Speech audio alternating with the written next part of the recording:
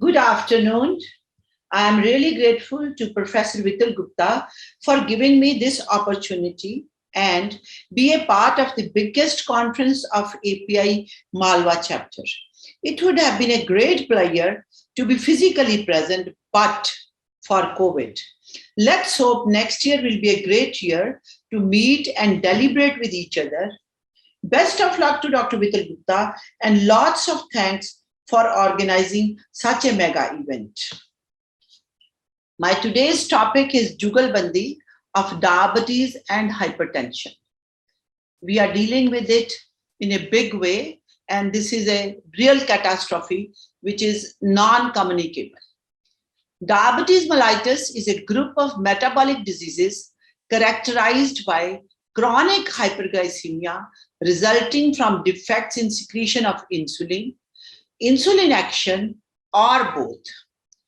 Global prevalence of diabetes was estimated to be 9.3% in 2019 and expected to rise to 10.2% by 2030.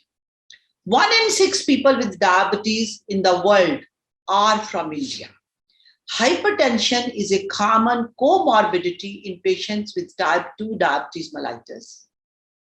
4% of adult diabetes have a systolic blood pressure of more than 140 and a diastolic blood pressure of more than 90 millimeters of mercury and are on medication for hypertension management. Coexistence of diabetes and hypertension increases the incidence of cardiovascular disease and it augments the risk of nephropathy and retinopathy. Going on to the epidemiology, hypertension is twice as common in diabetes rather than in non-diabetics. Individuals aged 55 years and above have a 90% chance of developing hypertension, and 70% of diabetics over the age of 40 years have hypertension. So 8 out of 10 diabetics have cardiovascular issues leading to early death. Hence, while assessing the medical priorities in diabetic patients, treating hypertension should be the primary cause and it should be given the biggest priority. The pathophysiology of diabetes and hypertension is interrelated, complex, and it is poorly understood. However, there are various mechanisms involved which include sympathetic overactivity, RAS activation, abnormal renal sodium handling, endothelium dysfunction, impaired insulin-mediated vasodilatation, abnormal immune response, and inflammation.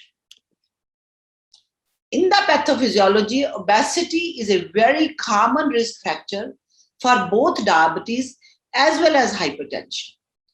Genetic factors and environmental factors, especially diet and exercise, they have a very, very big role to play in the management and in the occurrence of diabetes and hypertension. They form the basis of common soil hypothesis, which leading to insulin resistance and atherosclerosis, which ultimately results in diabetes as well as hypertension. Hypertension is defined as a sustained systolic blood pressure of more than 150-90 millimeters of mercury. Sustained aspect of hypertension definition is important as blood pressure has a considerable normal variation. So we have to deal with masked hypertension, that is, it is defined as a normal blood pressure in the clinic or the office, but an elevated home blood pressure of more than 135 by 85 millimeters of mercury. This is based on the various outcome studies, and on home monitoring it has been known. White coat hypertension is the one in which there is elevated blood pressure in the office, but there is a normal home untreated blood pressure. So here comes the biggest role of the home BP monitoring. targets and implications are a multifactorial approach to the control of hypertension and hyperglycemia reduces both macro and microvascular complications. And this has been already very well known by the UKpedia study, advanced study, and Steno 2 studies. They have documented that this multifactorial approach to the control of hypertension and hyperglycemia especially helps in the control of the macro and microvascular complications. Depending on the comorbidity, advancing age, and advancing diabetes, treatment needs to be individualized. Now, these are the blood pressure targets. This is the summary of the blood pressure goals and initial choice of antihypertensive drugs in patients with diabetes endorsed by different professional societies or the expert groups. ADA in 2018 has said that the blood pressure goal should be less than 140/90, although 130/80 had been debated for quite a bit of time. And the first line pharmacological treatment consists of ACE or ARBs, thiazide-like diuretic, or dihydropyridine calcium channel blockers. Whereas ACC and AHA guidelines in 2017, they said that the blood pressure targets should be less than 130/80. So big debate is always going on this level of 130/80. Now the latest, although, has come on to 140/90. And no preference of drugs had been given. In JNC 8, in 2014, again the blood pressure goal was 140/90. And there was ACE and ARB in the first line pharmacological treatment, the non-blacks, ACE and ARB, thiazide-like diuretics or CCBs have been given, and the blacks, thiazide-like diuretics or CCB are preferred. In ECH and ESH and ESC's guidelines in 2013, their blood pressure goals were 140/85, and the drugs almost remain the same, ACE, ARBs, thiazide-like diuretics, or CCBs. Now we have to go on to the non-pharmacological interventions, which are the most important and backbone of the treatment of both diabetes as well as hypertension. And in this, salt restriction, weight loss, avoiding smoking, increased physical activity, and decreased alcohol intake play a very big role in controlling both the diseases. So we have to stress with the patient to go for a weight loss, which is very important, increase the activity, and avoid both alcohol and smoking. Counseling is very, very important, since the pill and the bill burden affects both the individual as well as the family.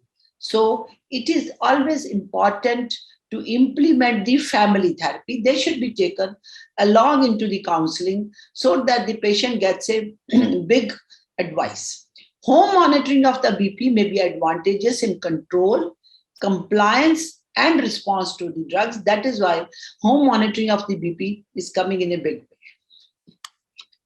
Now, in the pharmacological interventions, RAS blockers, that is ACE and ARBs, have a very big role to play in the mainstay of the management of hypertension in diabetes mellitus.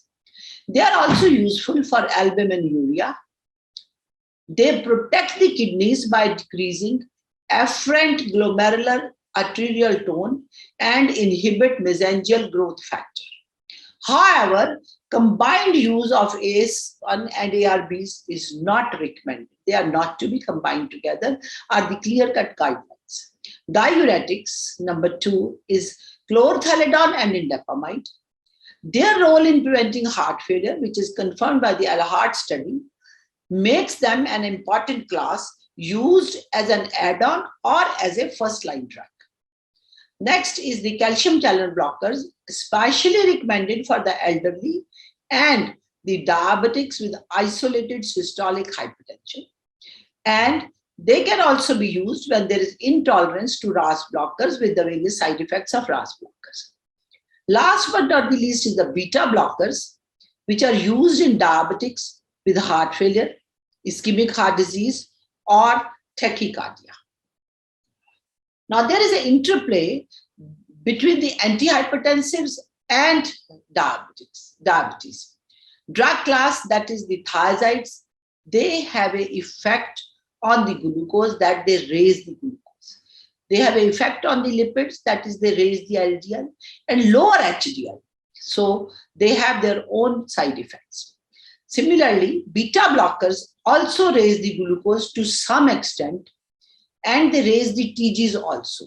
And there is decreased awareness of hypoglycemia, which is very important when we are using beta blockers. We should keep this thing in mind. Calcium channel blockers, they have a neutral effect on the glucose metabolism, and their effect on the lipids is also neutral. Dihydropyridines may increase proteinuria. In the case of ACE inhibitors, again, they have a neutral effect on the glucose. They have a neutral effect on the lipids, but they have a specific renoprotective effect on the. In the alpha blockers, again, they have a neutral effect on the glucose, but they raise HDL, which is a good part, and they lower the LDL.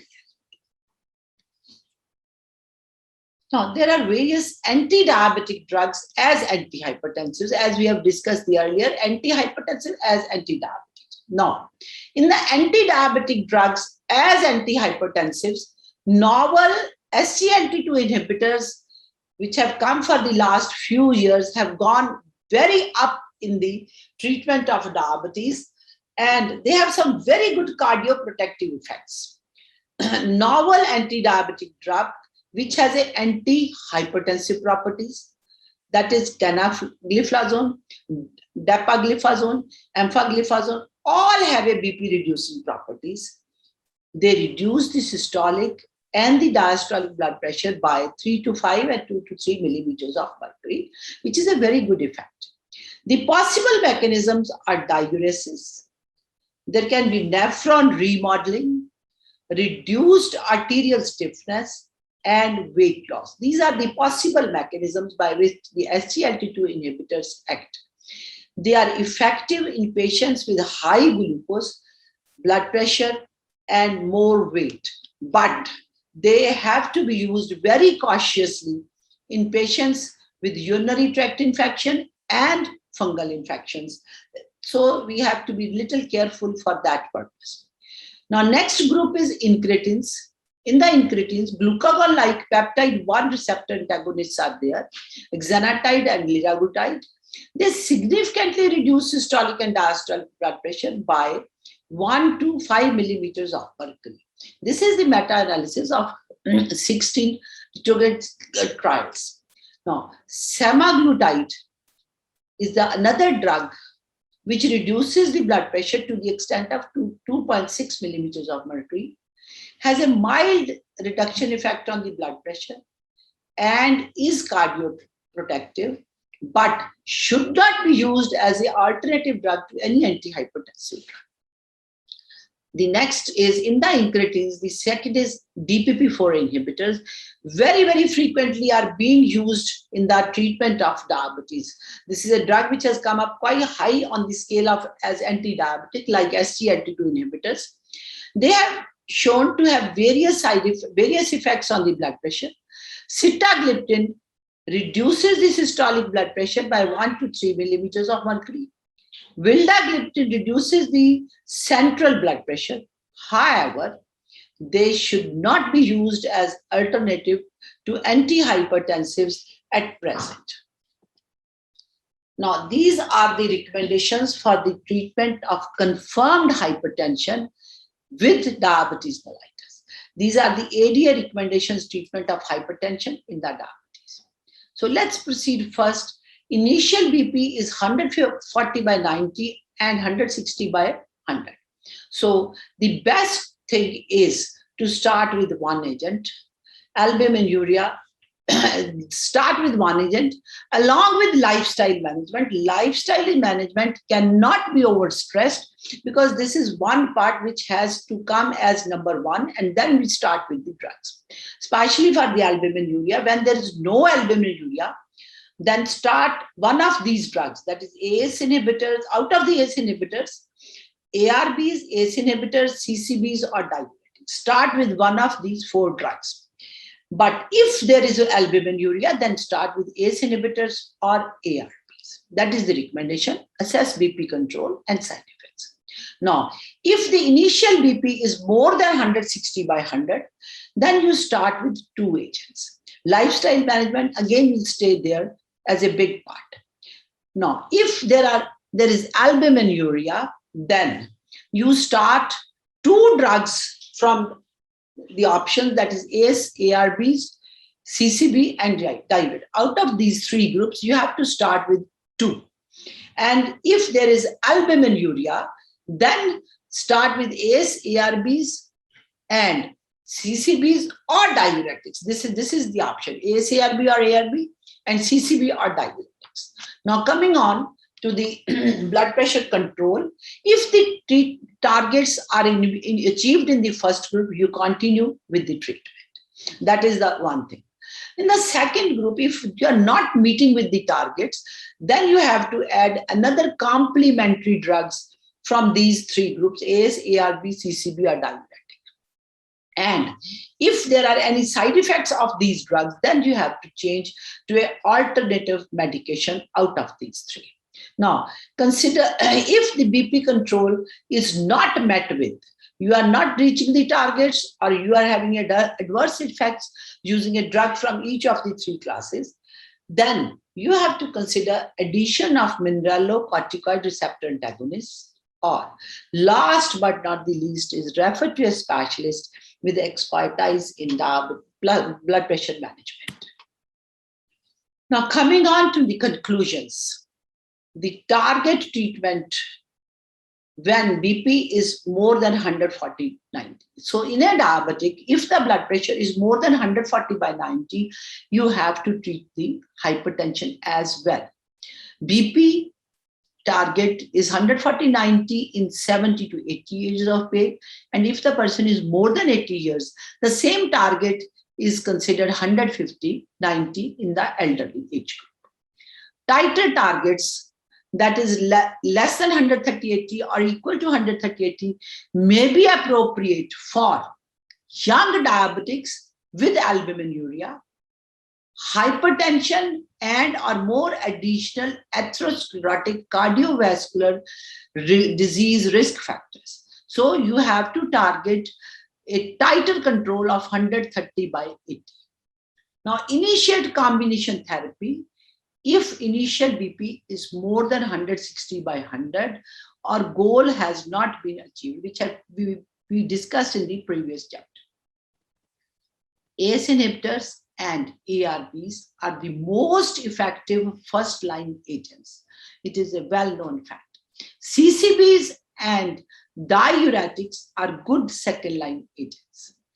Newer antidiabetic medicines like SGLT2 inhibitors have anti-hypertensive properties also and a cardioprotective properties and are coming in a big way in addition, not as the first-line drugs. Thank you very much for hearing this topic. Thank you very much. Thank you, Dr.